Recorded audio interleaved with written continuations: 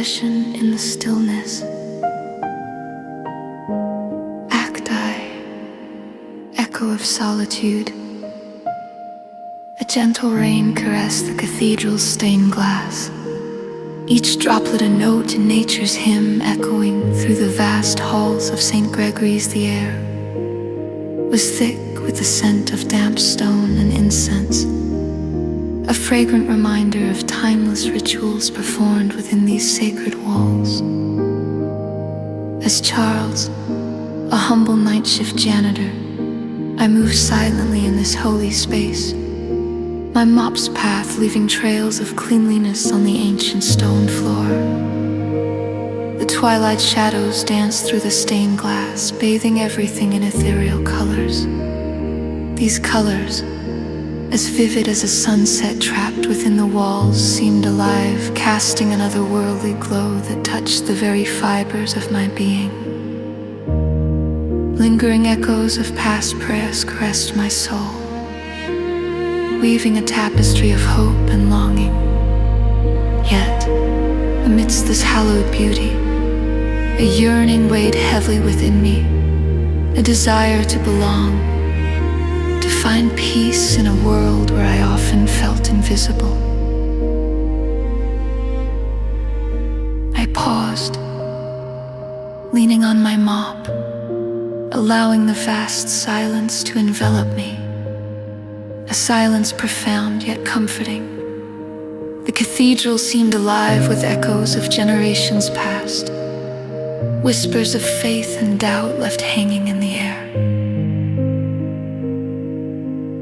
Lord of mercy, I feel lost among these hallowed walls. Help me find my place and give me strength to confront the truth I have buried so deep. I whispered into the vastness, my words trembling like a frail candle flickering against the darkness. As if in response, a warm assurance settled within me, a subtle yet profound indication that my plea had been heard, that I was not alone in my solitude. The organ's prelude, the majestic hum of St. Gregory's organ filled the air, its voice a familiar companion. Daniel, the devoted organist, played each note with reverence, creating a divine tapestry that echoed the unspoken cries of my own soul.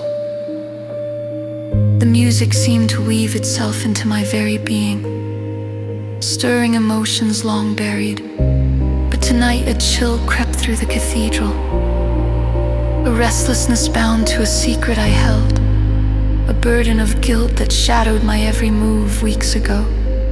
In a moment of desperate folly, I had taken money from the collection box.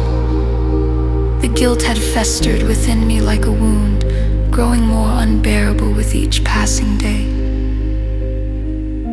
Driven by desperation and the relentless whisper of conscience, I knelt on the cold stone steps before the sanctuary, the stark weight of my actions pressing down on me like a relentless tide. Holy One, I prayed, my voice a fragile echo.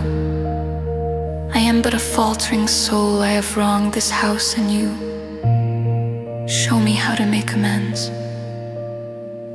The organ swelled around me, a comforting presence, its notes offering solace and courage I had yet to find.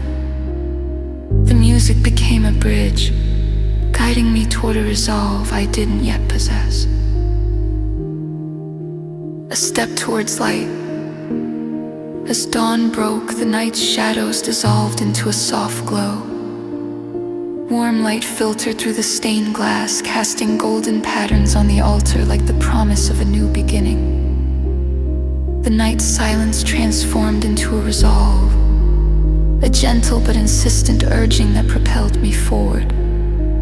Trembling in the morning's light, I approached the sacristy, where Father Thomas prepared for the morning service.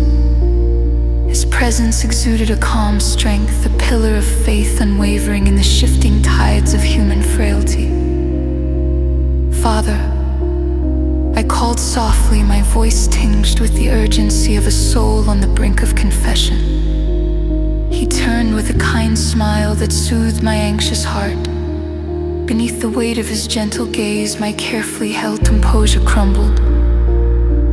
I need to confess. I said my words, a flood of liberation that broke through the dam of silence. I confessed to the theft, to the guilt that had become an unbearable burden on my soul. To the sleepless nights filled with remorse, I laid bare the fears that haunted me. The fear of not being able to make things right, of being unworthy of redemption. Father Thomas listened with quiet grace, his silence speaking volumes of understanding and compassion. Charles, he said kindly, his voice a balm to my wounded spirit. You have taken the first step. Confession is about healing. Let us pray for forgiveness and peace through restitution. Kneeling together at the altar, surrounded by sacredness, I felt the divine grace's gentle embrace, guiding me to honesty and release.